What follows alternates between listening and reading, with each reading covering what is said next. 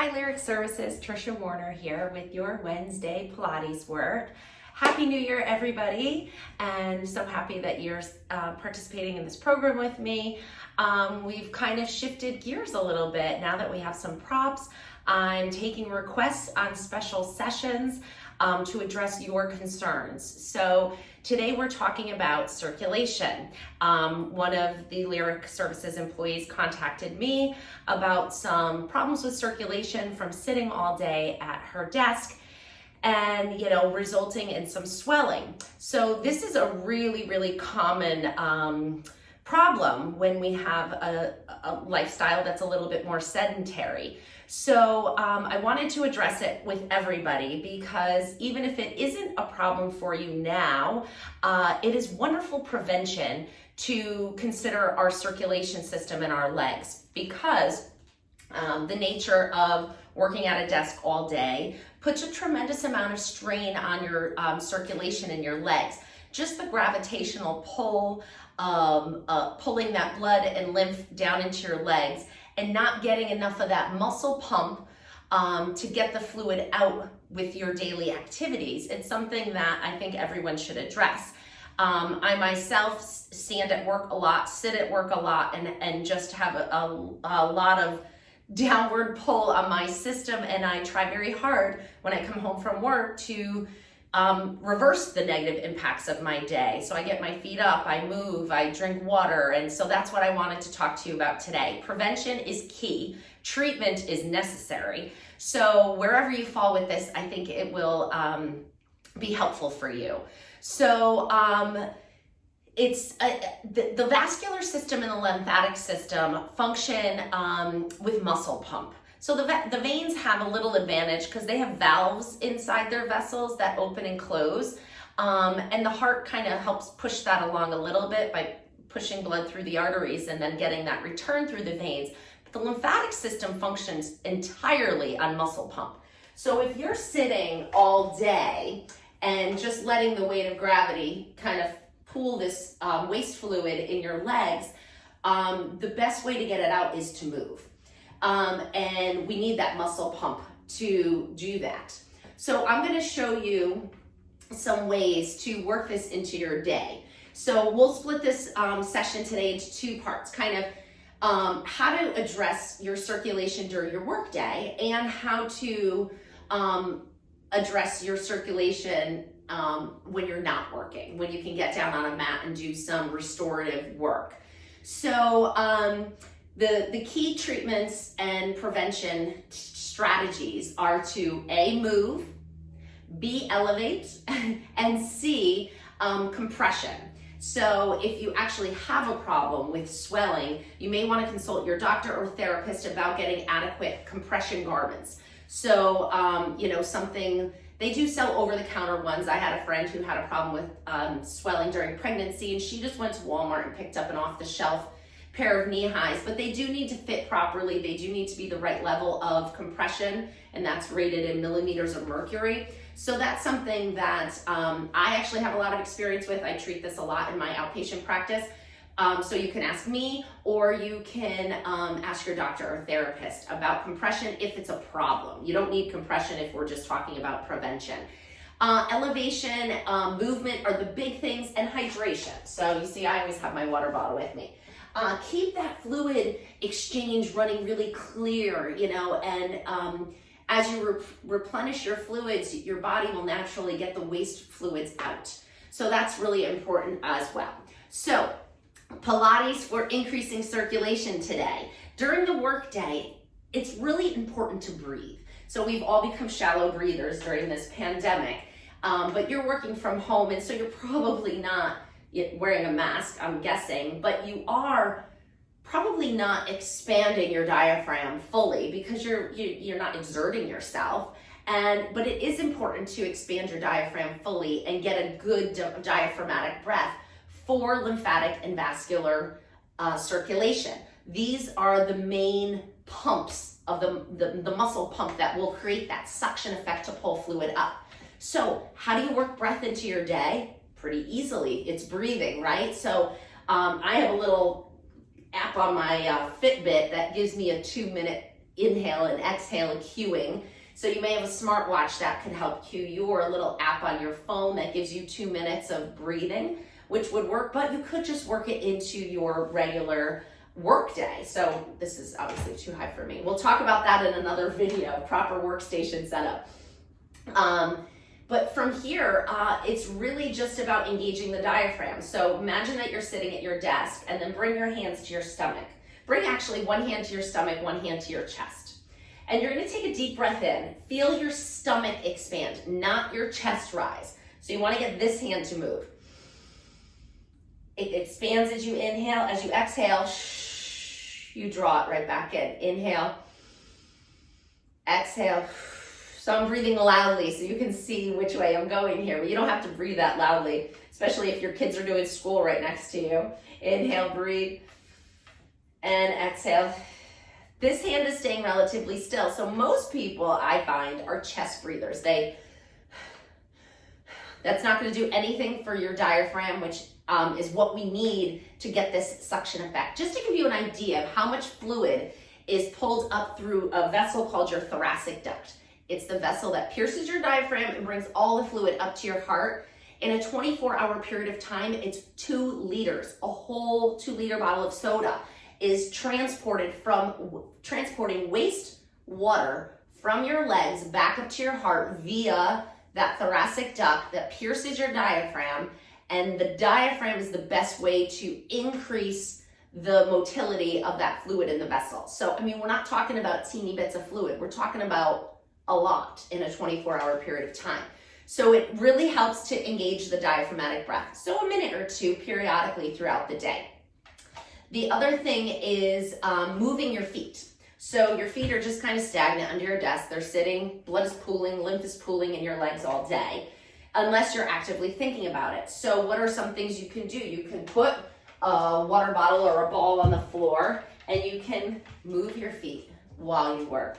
This is mindless. You don't have to think about this like you have to think about the breathing. You could move your feet while you're working, while you're on the phone. You could put a ball under your desk. You could put one of those fancy massage roller things under there. But just moving your feet will give you the muscle pump to get that fluid up. You could also, making sure your feet are flat on the floor, you could alternate lifting heels and toes. Let's do that together. Lift and lift. And you can see, you can work on your range of motion here too. Most people can't get their heels up all the way or extend their toes all the way, but it's and this is mindless too. You could easily do this while you're on a phone call, just lifting the feet in each direction. And then, a good way to work this into your day, because we all get busy at work, right? And we're thinking about what we're doing for our job. We're not always thinking about our own bodies. So one strategy that I found to work really well is just setting an alarm on your phone for a couple times a day. It's really effective. Actually, it's funny. You have to develop a new routine, right? So we're working from home now. My kids are doing school from home. My son noticed that because his routine changed, he was forgetting to brush his teeth before sitting down at his laptop in his bedroom. He'd eat breakfast and then just go right in and log on to school, totally forgetting to brush his teeth because he was out of his routine. He wasn't getting ready for school. He wasn't, getting ready to go to the bus to actually be with other people. So he was forgetting. So I suggested that he set an alarm on his phone, and now every morning at 8 o'clock, which is around when he finishes breakfast, this little alarm goes off and he goes, I better brush my teeth. And so he gets it done. So you may need a new strategy like that before it becomes habitual. You may need to work it in with an alarm or with an activity. So every time you get up to go to the bathroom or get a cup of coffee or refill your water bottle, whatever it is, maybe when you're doing those activities, you work it in. So maybe you do some exercises in standing. When you're waiting for your Keurig to finish brewing your cup of tea, you could do some heel raises. This is a wonderful vascular pump.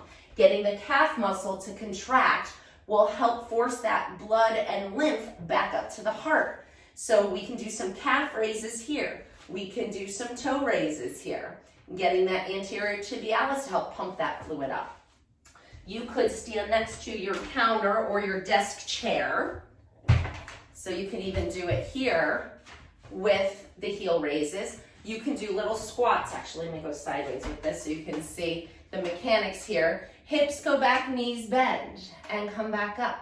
So with your kitchen counter or the vanity in your bathroom, after you use the bathroom, when you're done washing your hands, you could just do a couple squats, a couple of calf lifts. Work them into your day, because then it won't take up as much time and you won't have as much to do after work to take care of your vascular system. Another good thing you could work into your work day is some self-massage. So if elevation is a problem, so a lot of times here I have a step stool here, it's hard to sit with your legs elevated. So I said move and elevate are good strategies, but sometimes this is hard at work to work with your, technically they should be up here, not even down here. So I don't know, you could experiment with this. I'm not sure how valuable this will be. It may be even a little bit more strain on your back to elevate your legs. Probably after work is a better time to work on elevation. So, but I would say you could work into your day some self-massage. So if you want to put your foot up on a footstool and just do some self-massage. And they're just long strokes from the foot to the top of the leg. So you want this fluid to come up. So you never massage down. You always massage up. And I'm spreading my hands out wide. I'm not kind of using my fingers like this. I'm trying to get a nice big surface area as I draw that fluid up. And this is more powerful than it looks, and it feels good too. So you could do some nice self-massage, just a couple of strokes. I mean, literally 20 strokes each leg will take you 30 seconds, but you have to remember to do it. It's one of those things. So after work, you are done with your work day. So, and we're gonna use some props today too, just to kind of use what you have, because I know you've gotten some props from Valerie from your employer there. So one great thing to do when you get home from work, and I do this often, and I learned it from my mom, who was a hardworking nurse, always on her feet, and she always came home and took care of her vascular system. So she would always lay on the floor of the living room and put her feet up on the couch. She took that time for herself. And I remember, and you know, we had to help out with getting dinner started and stuff, because my mom needed to lay on the floor and get her feet up on the couch. And I think it's genius. You know, let gravity do the work, let your back relax. This is a really restorative position. So you can get your feet up on a wall, and hopefully you're doing this with me now. You can get your feet up on a wall or a chair or the seat of the couch, like my mom did. And you can just be here. You can just lay here and relax and work on your diaphragmatic breathing. So you can just breathe into your stomach. Exhale out. Let's do 5 together now.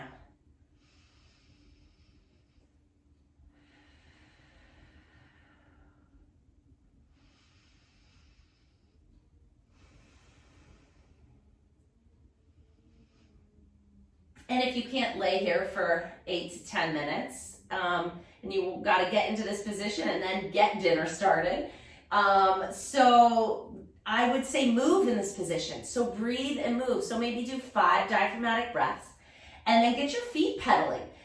You'll see this throughout today's session. It's really about moving your muscles, getting that calf moving, getting the diaphragm moving, getting these big muscle groups active to pump this fluid up. So just pedaling the feet. You could do the toes in this position. People don't move their toes enough. Scrunch your toes in and then fan them out. Scrunch them in, fan them out. So you could be creative. You can just, you can draw your name with your ankle, or you can do circles. It's moving. It's really anything you want to do. You can lift your legs up and off and do a little bit of moving there. You could bend and straighten. These are all called what I call decongestive exercises.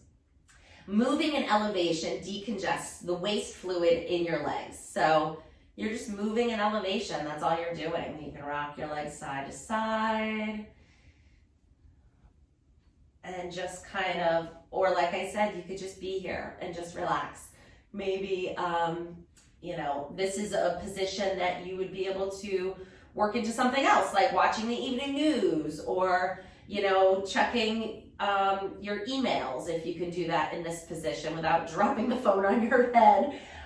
You know, figure out a way that you can make this time for you, and also work it into your routine so that you're getting done what you need to get done.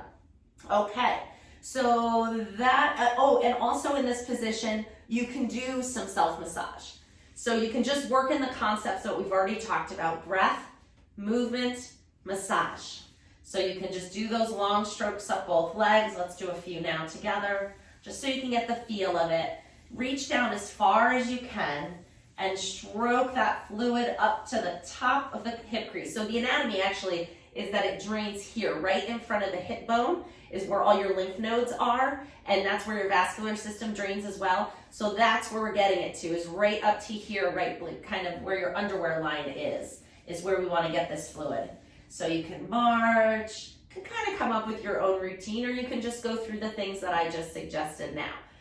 But this is where we want to get to. All right, so let me show you a few other ways to get this decongestant exercising using the props that you have at home. So let's start with the band. And we've done this before, but now we're doing it more for vascular and lymphatic circulation. These are just different ways to get your legs up and moving. So you can use the wall, you can use a chair, you can use the band. I'm going to show you with the foam roller. So I'm going to show you some various ways, and that way you can pick whichever one you like, or you can alternate them for some variety. Maybe you like the band because it also stretches your hamstrings, but you don't always, you know, feel like you want to do the band, so maybe use the wall. I'll leave that up to you, and you can feel free to contact me if you have any questions. But by no means do you have to do all of these every day. Certainly pick a couple strategies that work for you, because there's other things we need to do to take care of ourselves as well. We got to take care of all of our other systems, right? Taking care of these human bodies is a lot of work, but it's worth it. We'll stay healthy and fit and avoid having problems, right? So put your foot in the middle of the band and holding onto the ends. You can keep this other leg bent so that your foot is on the floor. You're going to push your foot into the band and stretch your leg down to the floor, and then float it back up. And so you're just going to press down and float up, just like that. So you'll see you get a little stretch on the hamstring on the way up, and then a little work in the hamstring on the way down. So this is a 2-4, actually more than that, because we're getting the benefit of moving in elevation. Let's do 2 more on this side. And up we go. Now we're gonna windshield wiper the legs. So we're gonna open up that hip, create a pathway for this fluid to get out, and we're moving in elevation. That's the mantra of today's session. Moving in elevation. For after work. During work, I can't do it. I can't elevate my legs during my work day. So I make sure I do a little bit when I come home. Just a little bit. And come back up. It'd be nice if we could avoid the vascular problems that a lot of people get. You know, the varicosity, or they're called those spider veins. I have one on my left leg. I call it my second child's name, my Tommy vein, because that appeared when I was pregnant with him. Even though I was taking care of my vascular system and wearing compression, it still happened. So I can only imagine if I didn't do the prevention, I would probably have painful veins. And so the fact that I just have one cosmetic vein is not a big deal. Point and flex, and point and flex, calf pump, right? So if the band is wiggling around like mine is, you can move it to the ball of your foot for more resistance, but it will roll a little bit. But you can play with the position on your foot to get it to where you feel like it's working and comfortable. 2 more. And that's it. Bend your knee into your chest, push it back up. Let's get a little more tension on this. So wrap it around your hands, pull it in. Bend, and now push. Yeah, now we're getting a little resistance on that push. 3, 4, 5, 6, 7, 8. 2 more. We should have measured the circumference of our ankle before we did this. I bet you that they're going to be even smaller after this, even if you don't have a problem with swelling, just because we're getting our legs up and moving so much. Put that foot down, lasso the other one up close, and unravel it so it's a little longer. I want you to be able to push and get your foot all the way to the floor and then float it all the way back up. And it's Pilates, so we're breathing with these movements. You don't necessarily have to engage the diaphragm like we were focusing on before, but you're breathing. We're deepening the breath. Doesn't matter which way for this one. Inhale on the way down or the way up, it doesn't matter. Let's do one more. It feels good. Hold it up, and now we're gonna go side to side and back and forth. Very good.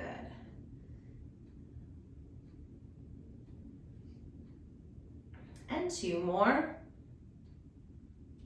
And last one. Hold it up. Point and flex. And point and flex. Good. Guys can do this as a family. We're all sitting and more sedentary than usual. I've been having my kids do a lot more Pilates because they're just not moving like they used to. My husband too. 2 more. And last one. Good. All right, wrap the band around your hands. Pull it in nice and tight. So that's a reminder too. Feel free to share these with your family. I'm sure my employer's Lyric Services would be happy that you're sharing these videos with your family, keeping your whole household healthy and happy, because exercise gives us a better feeling of well-being. Bend and straighten and bend. Starting is the hard part, right? But you're here, so keep it up and do a couple videos a week and press that heel to the floor. But yeah, you can lay out a couple of mats, connect your phone to the TV, and all do the Lyric Services videos together. And last one, or just enjoy it as your own little quiet time. It's up to you, and tell them to do it on their own time, right? All right, take your foot out of the band. We're gonna do a little bridging here. So we did a lot for the front of the legs and the calves. Let's get these hamstrings in here. Feet are flat on the floor, about hip width apart. Really good for back health too. So move into a pain-free range of motion always with everything that we're doing. It should not hurt. Exhale as you lift your hips away from the floor. Inhale on your way down. Exhale, lift 2 and 3, 4, 5, 6, 7, 8, 2 more, 9, and 10. Set your hips down.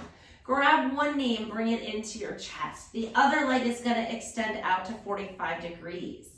We're going to push our knee into our hands to help us lift our head and shoulders off the floor. We're coming into an exercise called single leg stretch. This will help your circulation for sure. Exhale, switch 1 and 2, 3, 4, 5, 6, 7, 8, 9, 10. We got 10 more. 2, 3, 5, 6, 7, 8, 9, 10. And bend your knees, hug them into your chest, and gently rock side to side. Give yourself a little break here. And then we're gonna come into crisscross and get our obliques going a little bit. So grab one knee, stretch the other leg out to 45 degrees. Go ahead and come up the same way you did before to lift those head and shoulders. Hands float behind your head for this one. You're gonna twist your upper body towards the bent knee. Feel those obliques. Exhale on the switch. 1, 2, 3, 4, 5, 6, 7, 8, 9, 10. 10 more. 2, come on, 3, 4, 5, 6, do it for your veins. 8, 9, 10, and come back down. And rock side to side. So I'm actually a lymphatic specialist in my other job. I treat lymphedema. So I have a lot of education on this actually. It was a lot of extra schooling and boards to take to get certified as a lymphedema therapist, somebody who treats problems in the circulation system. So if you have further questions, please ask. I went to school a long time to be able to teach other people how to take care of themselves. We are going to come into kneeling now. So let me grab, and we also need to do our foam roller work. So we're gonna kneel first, both hips square. This knee is down, and we're just gonna lean in and out of it. That's all we're gonna do. Just opening up the front of the hip here. That hip flexor, because this is where all that fluid comes up, needs to get deep to the belly button. It actually collects, the lymphatic fluid collects in a little reservoir called the cisterna caeae, which is the bottom of the thoracic duct before it comes up with the aorta, travels with the aorta, if you wanted your anatomy lesson for the day, and then before it dumps into the heart. So opening up this hip flexor, loosening up these tendons, can alleviate some pressure on those lymph nodes in that hip crease. They're called inguinal, those inguinal lymph nodes. Let's switch to the other side. So swelling edema is kind of my thing. We're gonna go forward and back. And then if you have any anything, obviously everything's confidential. I'm not telling you who spoke to me about these problems with circulation. So if there's anything in particular you'd like me to address for you, either personally or with a video, please reach out and email me at triciafinch@hotmail.com. I'm happy to address your individual concerns. Chances are, if you're having a problem with it, somebody else is too. If your elbow is sore from typing or you're getting headaches from computer use and posture, these are things that I may have some good suggestions for. So please share it with me so that I know what you guys are experiencing and I can better address your concerns. All right, we opened up our hip flexors. We're coming back down to the mat with our foam roller. So actually, let's get on it this way. So you're gonna lay flat on your back, and then the foam roller is gonna come under your knees.